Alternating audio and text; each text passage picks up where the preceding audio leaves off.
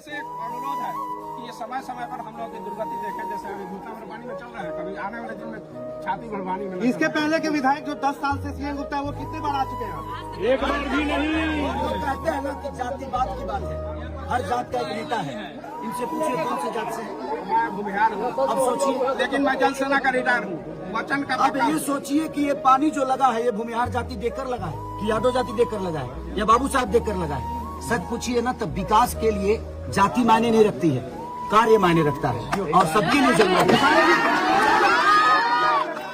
Election में आप अपना प्रतिबंधी किसको मानते हैं और किससे आपकी लड़ाई? किसी को नहीं, सब लोग